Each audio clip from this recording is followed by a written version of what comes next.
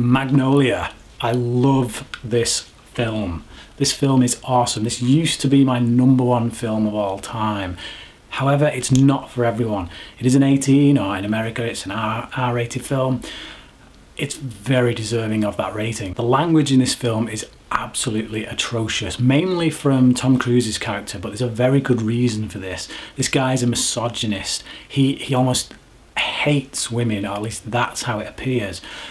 But his character is brilliantly written, and if you stick with this film and you follow the journey that this character goes on, it's such a beautiful depiction of someone who is lost and hurt. There's a lot of father abandonment issues there, obviously, but it all comes out in this film that is just absolutely beautiful. The film is really many stories. If you've seen the film Crash or Shortcuts, which Shortcuts is actually very much an inspiration for Paul Thomas Anderson with this film, and Crash came after, obviously.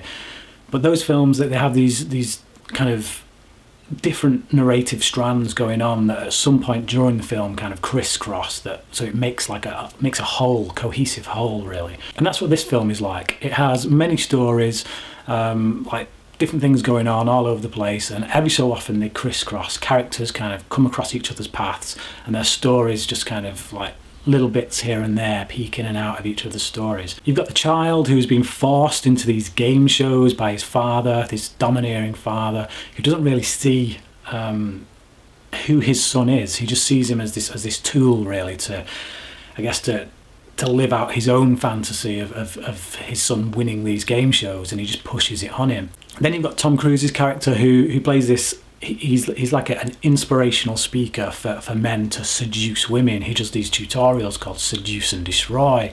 The very idea of it is abhorrent, but like I say, as you watch this character's story throughout the film, you see why he's like that, and you see him being broken down by this woman who's interviewing him for a newspaper article. Then you've got Jason Robards, who plays the father of T.J. Mackey, the character played by Tom Cruise, who's basically on his deathbed. Looking after him is a character played by Philip Seymour Hoffman. Philip Seymour Hoffman in this film is brilliant, absolutely brilliant, as he is in everything that he does. But just the sincerity in his character and the gentleness, he's got such range. If you take his character in this film and then another Paul Thomas Anderson film, Punch Drunk Love, those two characters that he plays in those two films are just so poles apart, so opposites to each other. It's really a testament to how good an actor Philip Seymour Hoffman was. Julianne Moore plays the wife of Jason Robards' character, and as always, she's brilliant in this. She's good in everything she does, although she's quite heavy in most of her work, and this is no exception. You also have William H. Macy playing a former child star. He's famous for, well, he's known as the quiz kid Donnie Smith. So his story kind of mirrors that of the child who's been forced into these game shows by his father. He was that kid.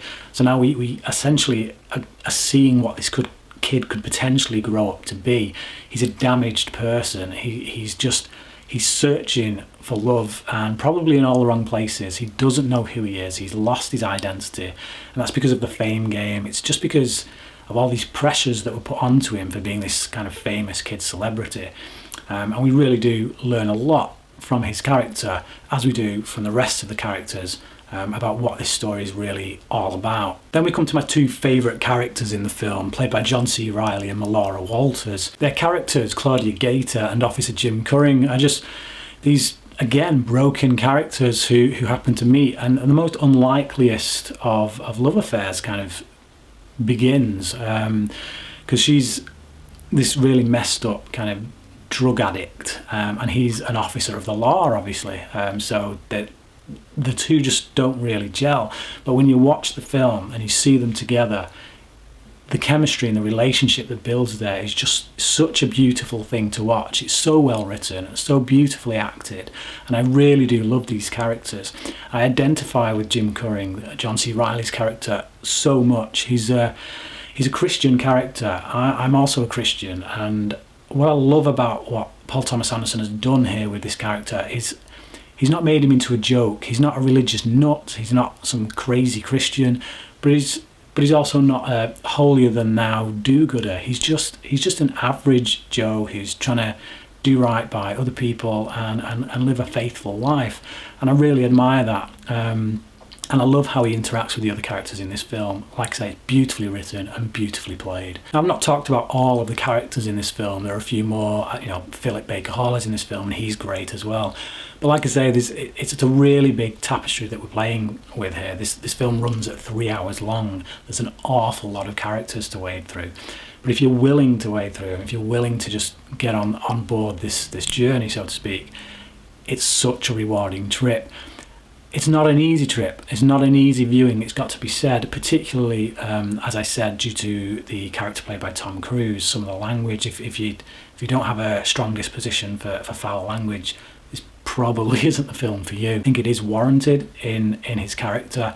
I think it's necessary that we absolutely abhor who he is at the beginning of the film, so that when we get to the end of the film and we see really what a broken man he is and what a facade this character is that he's created, all these walls that he's put up, it just makes the ending of the film so beautiful to watch. Ultimately, this is a film about how the past shapes us and how we can't run from the past, but we must face it.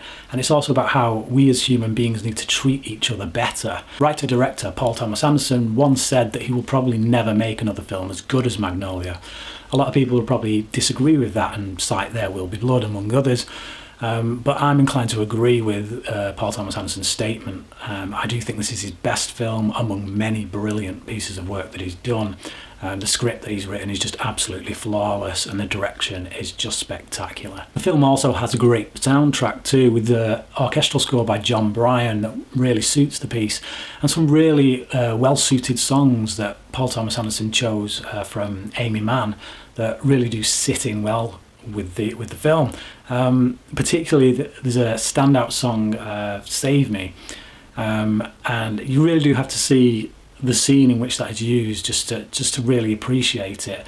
It's like a music video really, but it comes at a point where, almost in the middle of the film, where each of these characters is right in the middle of their own crises, and we see this kind of music video of each of them as they're all happening to be just listening to this song, and they all start singing it, and we move from each of the characters in their different locations as they're singing this song, and the words of this song really resonate with everything they're going through. And it's just, in the hands of another director, it just might not have worked, and it shouldn't work, but in the hands of Paul Thomas Anderson, this really does work. It's a spectacular scene, and it really is quite an emotional beat in the film. Magnolia is still one of my all-time favourite films.